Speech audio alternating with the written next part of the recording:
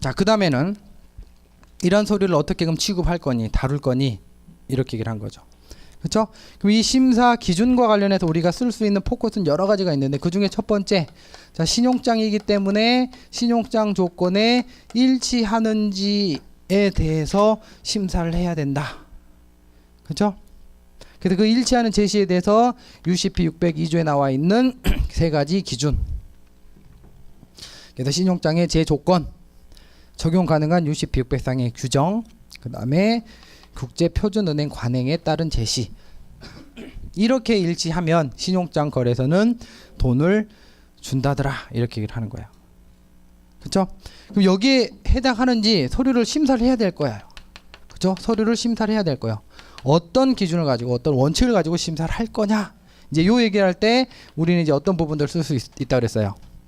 그죠? 신용장의 본질을 가지고 얘기를 하는 거죠. 첫 번째, 독립추상성의 원칙이다.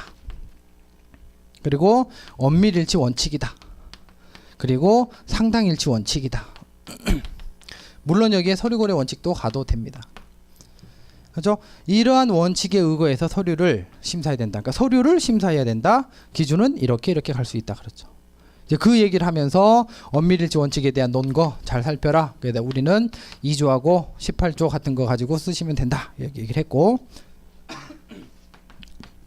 상당일치와 관련된 부분들은 14조, 그죠? D항, 구체적으로 얘기하면 D항과 E항의 뭐 일반적인 용어로 기술 가능하다.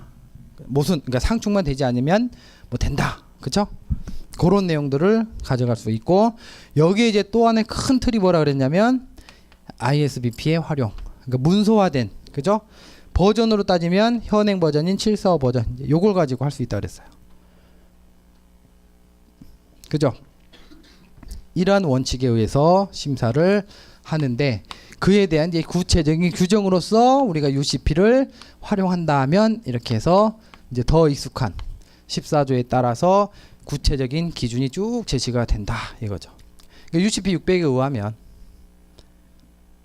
그죠? 그리고 14조에 따라서 심사했더니 일치하면 15조에 따른 발행은행과 지정은행과 확인은행의 어떤 조치에 대해서 설명을 하고 있고, 불일치한다 라고 하면 16조에 따른 불일치 통지와 관련된 내용을 정리를 하셔야 되고, 전반적으로 특히 만약에 원본과 사본에 대한 얘기를 한다라고 하면 17조를 적용할 수 있다. 요게 이제 국제거래에서 서류라는 얘기를 했을 때 요런 흐름을 자유자재로 이게 탈 생각을 하시면은 뭐 복합 문제가 나오든, 그죠? 뭐 꼬우는 문제가 나오든 거의 대부분 대응이 가능하다 이거죠. 이건 뭐 단순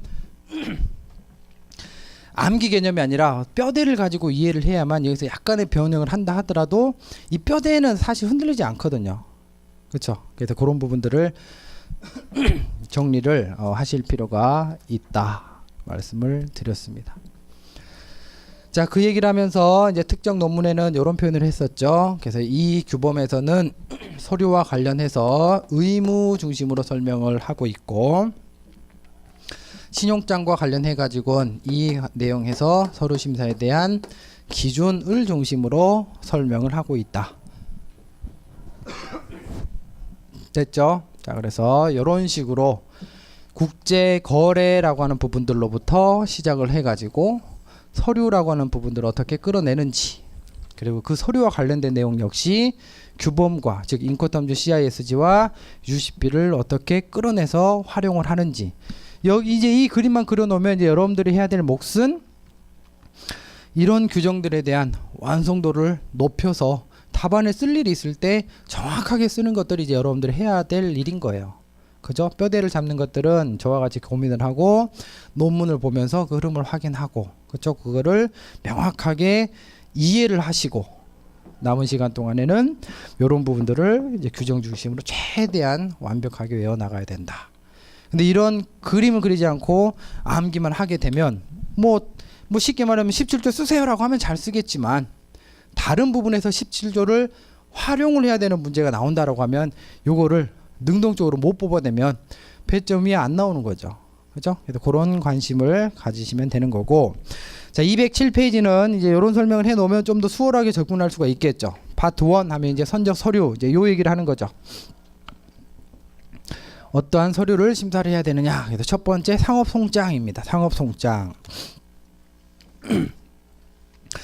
자, 상업송장을 공부를 하실 때 제가 이제 주의해야 된다라고 얘기를 했던 것 중에 하나가 뭐냐면 첫 번째는 그거예요. 그러니까 문제에서 신용장에서 상업송장의 수리 요건을 물어보는 건지 아니면 매매 계약 관점에서 상업송장의 지위와 역할과 기능과 종류를 물어보는 건지 그거를 파악하고 기술 범위를 확정을 해야 된다 이거죠. 그죠? 신나게 문제에서 예를 들면 문제에서 야 UCP 600에서 하고 있는 거 뭐 써봐 이런 식으로 물어봤는데 그냥 알맹이 없이 그냥 본질적 그 기술적인 기능적인 내용 중심으로 쭉 쓰면 얘는 18줄 물어봤는데 왜 엉뚱한 내용을 쭉 써놨지? 이렇게 되는 거예요.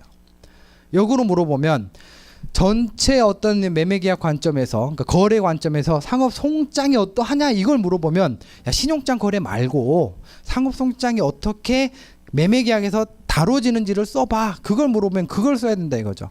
그래서 상업송장이 무엇인지 기능이 무엇인지 어떤 역할을 하는지에 대한 내용을 정확하게 정리를 기본적으로 해놓고 관련된 규정은 어떤 부분들을 써야 되겠다 활용해야 되겠다라고 하는 것들을 체크를 하시면 됩니다.